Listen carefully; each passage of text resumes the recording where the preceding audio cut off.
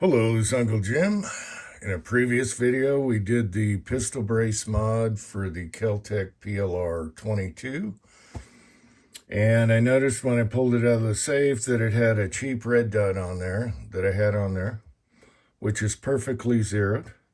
However, the dial was way too loose and I left it between 1 and 0 and the battery went dead. But I want to fix this today, and hopefully this helps somebody else that's trying to save a cheap red dot. What is this? This is the old Field Sport, probably 18 bones shipped. I got it many years ago. It's been on 22 pistols. It's been on all kinds of 22s. And it holds 0, and it has a perfectly round dot. So I'm going to try and save it. So I already have it taken apart, and I'll tell you what we're going through here. And I asked my son if he has any bigger ones of these. You need the little nubs, the little nublets to turn the wheel, and this wasn't big enough. But he said, hey, let me do a little trick here. And he used the outside ring and one inside and got it broken loose because this one was really tight. Now the ring was tight, but not where it goes into the red dot. It's wobbly. Let me see if I can show you without editing too much. Okay, let's do a close-up. Okay, this thing is just, look at that. Okay, and my main bitch about dial red dots is they're too tight, so they can be adjusted. You got to remember where 0 is, and I'll talk about that in a minute. So anyway, super loose, and the lock ring was really tight. All right. So what I did was, I remembered I saved an old Aimpoint knockoff, and so I dissected that first to see what's going on. I can't remember if it had a screw that kept this tight or not. No, that's not the case, and both of these are very similar. So, and no, this isn't an Aimpoint, and be careful, there's a lot of Aimpoint knockoffs. I knew this was a knockoff. It was probably 15 bucks. And I still have another one that works. Anyway, I took this one apart because it went dead and dissected it. So basically, the only difference between these two is this one had a little extra ring here. And this one was loose anyway, this lock ring, which you need to take off, okay? So that one was loose. And basically, I'll just show you on the other one. I wanted to show you taking it apart, but we'll just show it putting it together. And this is crucial where your 0 is going to be, all right? So you have all these bumps here, but you have one that doesn't have one, and that's where your 0 is going to be when you put it back together. So mark it, take note, whatever. Little other side note here. The only thing that makes these work is you got a little diode, okay? And your windage and elevation, all it does is just move this around, okay? That's all there is to these. All right. So yeah, my son used a little trick where he could put one piece of this in and turn it. It helps, it helps if you have smooth padded jaws, so you can grab the ring while you're trying to get that loose, okay, and not mar anything up. And then your little screwdriver set really helps.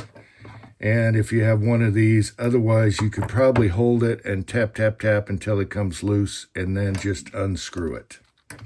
All right, and I had these, and I asked my son if he had, these are for mini bikes, but I asked him if he had bigger ones, and he said, no, not with the small tips on it. So that's how we improvise. Thank you, son.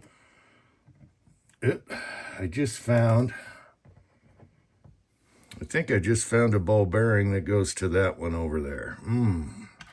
This one doesn't have it. So the problem is this was really loose, and there's no detent notch feel anymore.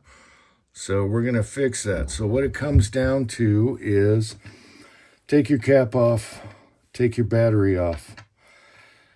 Then you're going to have to loosen this ring, and you can see it has the little notches in it. So you're going to have to figure out something. And in this case, one match with the other, and you don't want to hit the metal because it won't turn. So you got to do the free bore one. And then you have your connector here, your electronics, which this is up. And you want to make sure when you go back to 0, it's the one that doesn't have that soldered piece there. Okay, so that is 0. So what makes these tighter or looser? I hate them when they're really tight. From now on, I'm a push button guy with Shake Awake, okay? But on these cheap ones, some of them can be really tight. You know what I'm talking about when you're going from, through the numbers. So what makes these work is this back plate here. And it's got a bunch of little tiny Phillips screws, and I can see that some are backed out there. And it does two things. It holds your ring tight to the body, and it also works your detent, so you feel those solid clicks. Okay? So we're going to tighten those little guys down. And see if we can keep this one alive, because it works good on here. And so we'll go from there. So I'm going to take my little screwdriver set, and maybe that's the right size right there. I'll get my glasses on, because now we're doing like working on a watch. And I'm going to go around and tighten these down so this isn't wobbly and it's not loose, and hopefully we get our detent back. And maybe that's what that... No, I didn't notice a... little tiny ball bearing in there, but be careful for that. I don't think this came out of this one. But maybe it does. Maybe it goes right in there. We will see. So hopefully you'll find this interesting. I'm going to tighten these down so it's not wobbly and it has clicks. And I'll know immediately when I put this back together. All right. Always save your old parts, because you never know. Like today, it's like, okay, that's how that works. Now, beware for knockoffs. They always had Aimpoint knockoffs, so you want to research and make sure how to tell the difference. I knew this was a fake one. And also, today they're knocking off the SIG red dots, so be very careful about that. Because I noticed on eBay they have SIG Romeo knockoffs in different kinds, and they're cheaper, and you know why. They're a lot cheaper. So avoid that. Get it from a manufacturer or from a distributor, whatever. All right, let's see what happens after I tighten this down. All right, so we got it back together, and we checked for the 0, 1, 2, 3 all the way through 11. And it was set perfectly. So what we did was the disc, you saw in the close-up, there were two options there. It's the one with the copper on top, which is 0. You put it on 0. And everything is perfect brightness all the way through 11. So, and we got nice clicks now. It's not going to go loose on me. And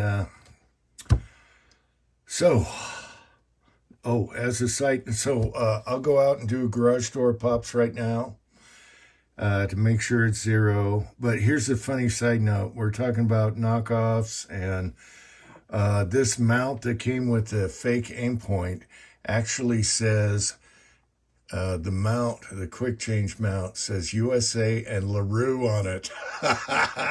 Buyers beware. If the price is too good to be true, you know I knew it was fake in the first place. All right, so let's do garage door pop and end this video. My son just came from the post office. I got another nice surprise, and that was this. Foof, from Kenny, Eagle Eye Shooting. I got my barrel back for the Rossi that wasn't threaded properly. And, let's keep that a surprise. Yes. And that showed up a day early. So, that'll be the next video, putting that on and shooting it. All right. All right, I wasn't expecting this, and I should have painted the swinger black. Anyway, we'll try it anyway, and let's see what happens here.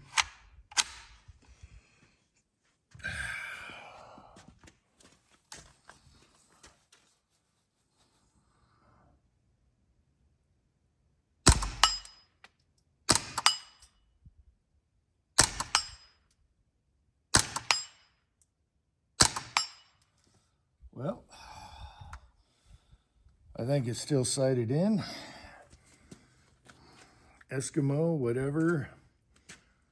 It's Eskimo weather, but yeah. All right, so there you go. That's how you fix a cheap red dot. And it seems to be dead on, applied directly to the forehead. And what is that, 65 yards or something from here? Until next time, thanks for watching. America.